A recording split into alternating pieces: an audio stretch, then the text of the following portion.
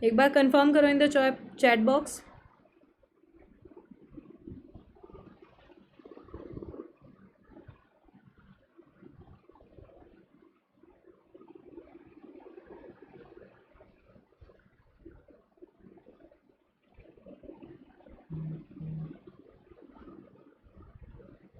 हम लोग लाइव हैं कि नहीं?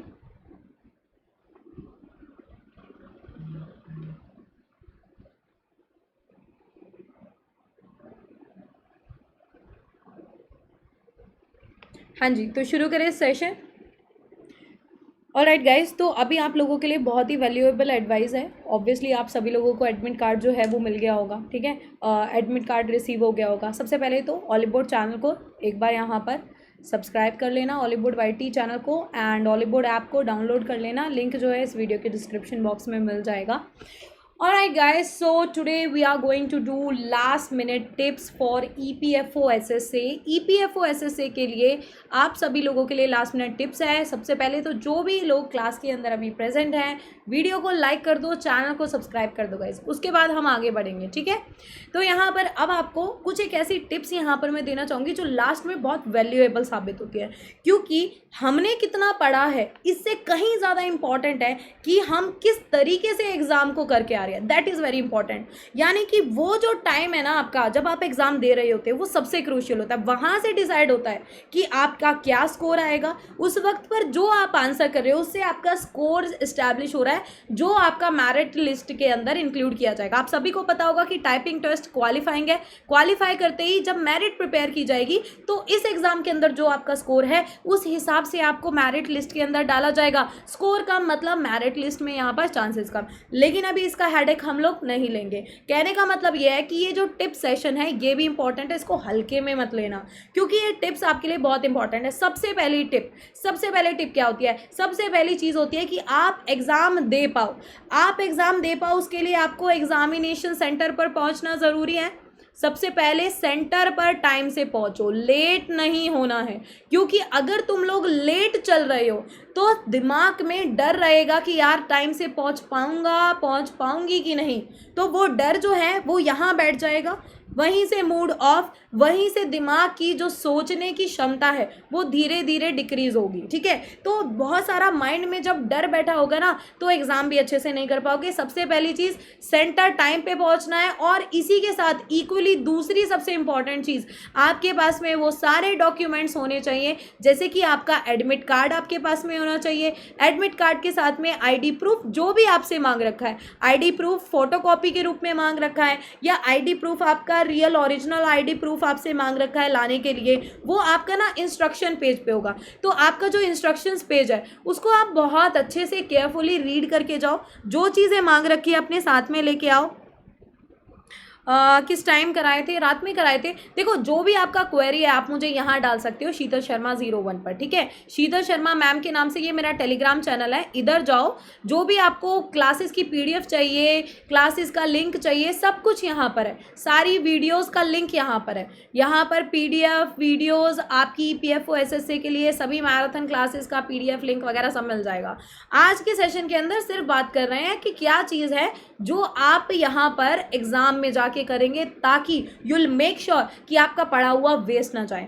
दूसरी चीज सबसे पहले इंपॉर्टेंट है, सेंटर टाइम पे पहुंचना है मैम, लेट नहीं होंगे। दूसरा, अपने साथ में जो भी रिक्वायर्ड डॉक्यूमेंट्स हैं सब साथ में लेके जाएंगे, जो भी उन्होंने बोल रखा है, ठीक है। और जो चीजें बैन है वो चीजें नहीं ले जानी है ना। तो अगर आप अपने साथ में बहुत सारे ज्वेलरी वगैरह पहन रखे तो घर पे उतार के जाना, वहां पर फिर खोने का डर होता है, क्योंकि वो वहां पर ज्वेलरी निकालने को बोलते हैं। तो ज्यादातर एग्जाम्स में यही होता है, ठीक है, स्पेशली गर्ल्स के लिए। तो वहां पर आपको लास्ट मोमेंट पे बहुत परेशानी होगी, बहुत परेशान होंगे, आप इधर उधर भागोगे, उसी में आपका जो मेंटल स्टेट है वो खराब हो जाएगा। सबसे इंपॉर्टेंट है मेंटल स्टेट सही रहे।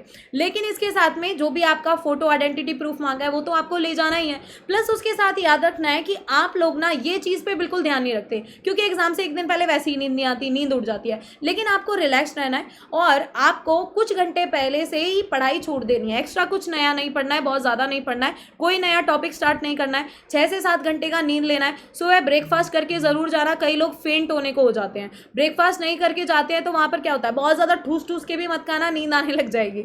लेकिन ऐसा भी नहीं है कि पेट में कुछ भी नहीं है, क्योंकि जब पेट में कुछ नहीं होगा तो दिमाग को, आपके ब्रेन को एनर्जी चाहिए होती है। तो आपके पास में एनर्जी सोर्स हो, लाइट अच्छा सा ब्रेकफास्ट करके जाना, बहुत हैवी मील मत लेना, लेकिन लाइट ब्रेकफास्ट ज़रूरी है। वहाँ जाकर फेंट हो जाओगे, चक्कर आएंगे और नोजिया टाइप होगा। उसका यहाँ पर मैम लास्ट वीडियो की पीडीएफ नहीं मिली है, मैंने पिन कर दिया है, पीडीएफ मिल जाएगा आपको, ठीक है, पिन कर दिया है मेरे टेलीग्राम चैनल पर। और कोई क्वेरी है? ठीक है, चलो अब यहाँ पर बढ़ते हैं। अब आपको एग्जाम के अंदर क्या करना है, ये तो हो गया एग्जामिनेशन सेंटर पे एग्जाम देने के लिए बैठने वाला प्रोसीजर, है ना। थोड़ा पहले पहुँचना, कई बार बायोमेट्रिक वगैरह होता है उसमें टाइम लग जाता है, तो आपको अपने सेंटर पर पहले पहुँचना है। कोशिश करना कि आप अपने एग्जामिनेशन वेन्यू, अपने सेंटर पर 30 से 40 मिनट पहले पहुँच जाओ। बहुत सारे प्रोसीजर होते हैं, बहुत सारी चीज़ें होती है जिसमें ऑलमोस्ट टाइम लग जाता है, तो अपनी तरफ से थोड़ा पहले चलोगे तो एटलीस्ट तुम्हें टेंशन नहीं रहेगा, ठीक है। फिर यहाँ पर जब आप एग्जाम देने बैठोगे तो मैंने एक वीडियो यहाँ पर बना रखा है जिसमें मैंने बता रखा है किस टाइप का इंटरफेस आएगा। उसमें काफ़ी सारी चीज़ें होती है सेव एंड नेक्स्ट वाली।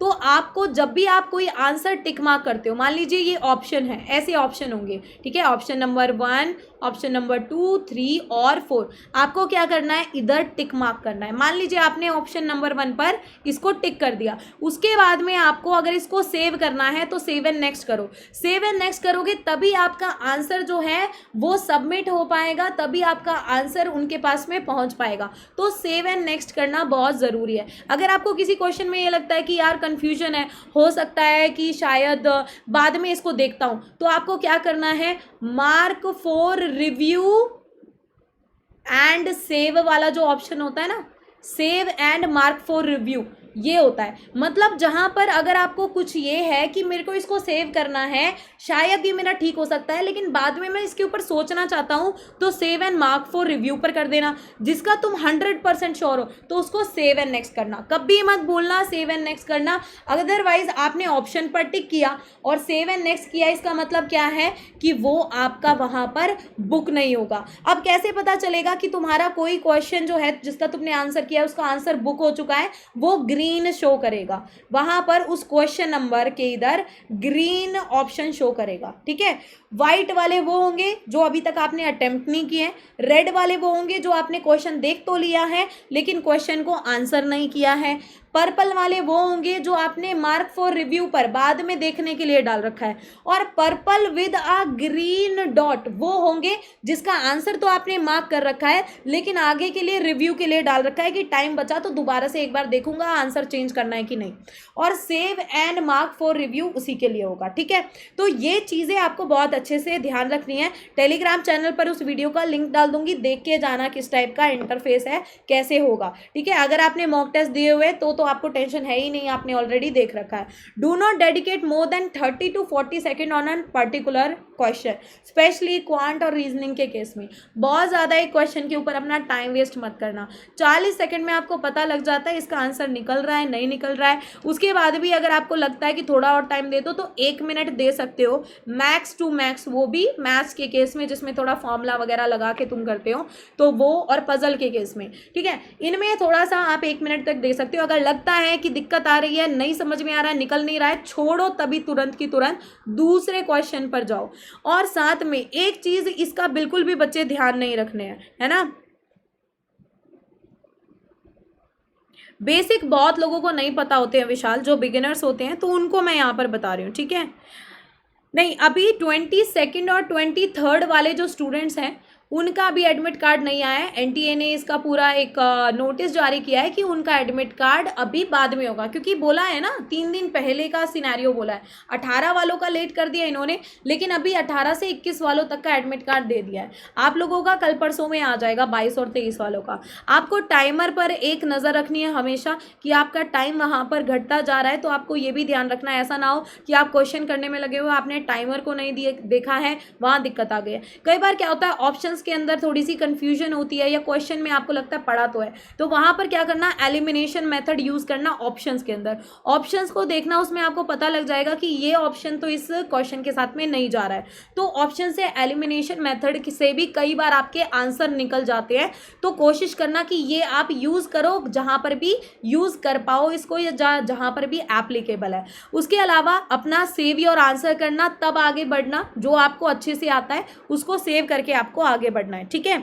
अब यहाँ पर मैम सेक्शन फ्लिप कर सकते हैं क्या? यस, आप फ्लिप कर सकते हो। यहाँ पर आपको वहाँ पर एनटीए जो एग्ज़ाम कंडक्ट कराता है, तो उसमें आपको सेक्शंस के अंदर ब्राउज करने का फीचर मिलता है। आप एक सेक्शन से दूसरे सेक्शन के अंदर जंप कर सकते हो, सेक्शन ब्राउज कर सकते हो, सेक्शन जंप कर सकते हो, आपको ऑप्शन इधर मिलेगा, ठीक है। क्वेश्चंस नंबर वहाँ पर लिखे होंगे, हर एक सेक्शन के आपको दिया हुआ होगा। नेगेटिव मार्किंग से बचने का एक ही रास्ता है, जो तुम्हें क्वेश्चन पता है कि जिसका तुम्हारे पास सर पैर है ही नहीं, जिसका ना तुमने कभी सर देखा है ना पैर देखा है, ऐसे क्वेश्चन से बचो। ऐसे क्वेश्चन को बिल्कुल अटेम्प्ट मत करो। नेगेटिव मार्किंग है आपका 1/4, यानी कि हर एक क्वेश्चन आपका 4 मार्क्स का है। तो कोई भी क्वेश्चन अगर करेक्ट होता है तो आपको 4 नंबर मिलेंगे, 4 मार्क्स मिलेंगे। लेकिन कोई भी क्वेश्चन अगर रॉन्ग होता है तो आपके करेक्ट के स्कोर में से ही कितना नंबर कट हो जाएंगे? हर एक क्वेश्चन पर 1 मार्क्स जो है वो कट होता रहेगा, ठीक है। कितने क्वेश्चन टारगेट करें? देखो क्वेश्चंस जो हैं आपके 150 क्वेश्चंस हैं, जिसके बदले में 600 मार्क्स मिलेंगे। हर एक क्वेश्चन 4 मार्क्स का है, ठीक है। तो यहाँ पर 150 क्वेश्चन में से अगर आप लोग इधर नियर अबाउट 100 से 120 के बीच में कोशिश करना कि करो, वो भी डिपेंड करता है। देखो गाइज, मैं इसको 100% श्योर नहीं कह सकती। अगर डिफ़िकल्ट है तो आप यहाँ पर 100 से 120 करके आना, ठीक है, कोशिश करना। कई बार बहुत ज़्यादा डिफ़िकल्ट होता है तो शायद हो सकता है 100 से कम अटैम्प्ट हो, लेकिन अगर ईजी आ जाता है तो हो सकता है, चांसेस हैं कि आप यहाँ पर 130 से 140 भी स्कोर कर पाओगे, ठीक है, अगर ईजी आता है तो। लेकिन अदरवाइज कोशिश करना कि 100 तक आपके क्वेश्चन अटेम्प्ट हो जाए, बट बहुत ज़्यादा हेडेक मत लेना, कोई ज़रूरी नहीं है। अगर तुमको लग रहा है कि पेपर डिफ़िकल्ट आया है तो सबके लिए डिफ़िकल्ट है, तुम्हारे अकेले के लिए डिफ़िकल्ट नहीं है। Everyone is in the same boat, हर कोई उस सेम बोट में है। तो ये नहीं है कि मैं ही डूबूंगा बाकी भी डूबेंगे। और ये कट ऑफ जो होता है ये तो सभी का होता है ना, कट ऑफ निकलती है एवरीवन के हिसाब से, एवरीवन कैसा परफॉर्म कर रहा है, तो उसके हिसाब से बहुत ज़्यादा आपको अटेम्प्ट की टेंशन नहीं करनी है।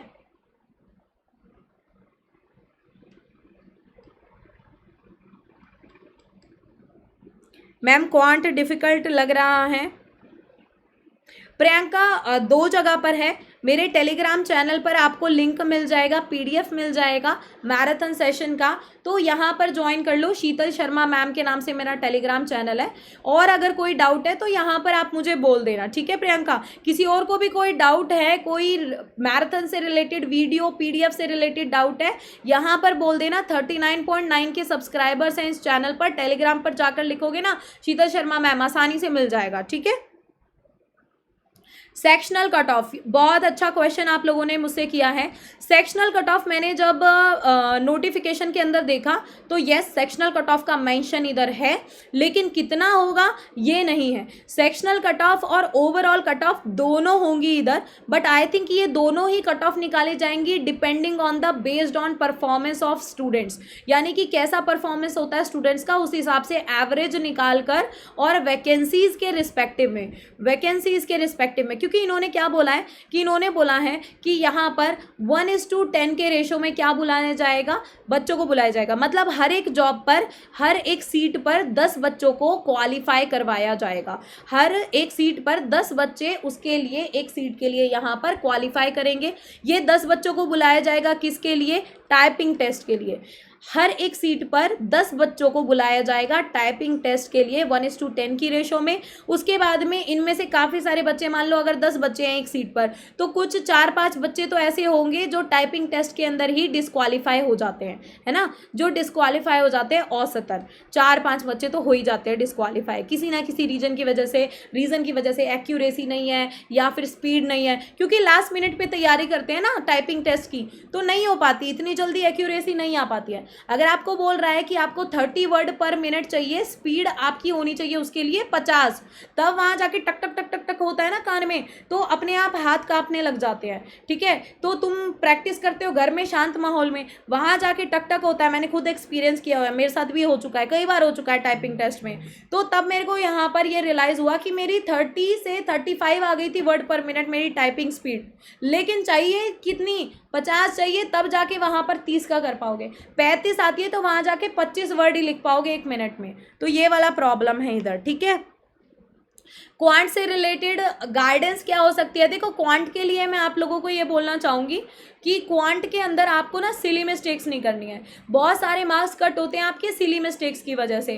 कई बार मल्टीप्लिकेशन, एडिशन, इनमें आप सिली मिस्टेक्स कर देते हो मल्टीप्लाई करते वक्त, या बीच में कोई एक स्टेप यहाँ पर मिस कर गए आप, तो ध्यान रखना सिली मिस्टेक्स आपकी ज़्यादा ना हो। और क्वांट के अंदर सबसे दिक्कत ये आती है कि बच्चे जो होते हैं ईगो पे ले जाते हैं कि इसको तो मैं सॉल्व करके रहूँगा, एक क्वेश्चन पर टाइम वेस्ट बहुत करते हैं। क्वांट के अंदर टाइम वेस्ट नहीं करना है गाइस। इसके लिए जो क्वेश्चन ऐसे है ना जो तुम्हें लग रहा है थोड़े से डिफिकल्ट है, तुम मॉक टेस्ट देते होंगे तो समझ में आता होगा कि इस टाइप के क्वेश्चन हमसे हो नहीं रहे हैं, तो उस टाइप के क्वेश्चन को क्या करो, साइड कर दो। ठीक है, उस टाइप के क्वेश्चन को साइड कर दो, मार्क फॉर रिव्यू पे डाल दो, और बाद में अगर टाइम बचता है तो उसको देख लेना। फटाफट से जो आपके सेक्शन ऐसे हैं जो आप जल्दी जल्दी कर सकते हो, तो सबसे पहले उनको निपटाओ। जैसे जीएस का आपको पता है, या तो आपको आता है या तो आपको नहीं आता है ना, फटाफट से निपटाओ। जिसमें भी डाउट लग रहा है मार्क फॉर रिव्यू कर दो, जो आपको 100% श्योर है सेव एंड नेक्स्ट कर दो। ठीक है, अब यहाँ पर आपकी जो सारी चीज़ें हैं, अब कोशिश करना कि हर एक सब्जेक्ट के अंदर आप अटेम्प्ट करके आओ। ऐसा नहीं है कि आपने किसी एक सब्जेक्ट में कंप्यूटर में 0 अटेम्प्ट किया है, क्योंकि सेक्शनल कट ऑफ होगी। ठीक है, sectional cut off is there, तो कोशिश करना आप अटेम्प्ट करके आओ, लेकिन अटेम्प्ट करने के चक्कर में नेगेटिव मत कर लेना ज़्यादा। ठीक है, थोड़ा बहुत तुमने जो पढ़ा हुआ है वो तुम्हें हेल्प करेगा, don't worry about it. Typing test को कितने दिन मिलेंगे? देखो, अब तुम ये तो देख ही चुके हो एनटीए का यहाँ पर कंडक्ट कराने का क्या हिसाब किताब है, कितने टाइम बाद तो इन्होंने ये एग्ज़ाम कंडक्ट करा रहे हैं, तो इसके बाद में मुझे लग रहा है कि 1-1.5 महीना शायद तुम्हें मिल जाए। बाकी एनटीए का कोई भरोसा नहीं है, बहुत ही बकवास सिस्टम चल रहा है अभी तक तो कुछ खास अच्छा एक्सपीरियंस रहा नहीं है ईपीएफओ एसएसए के केस में।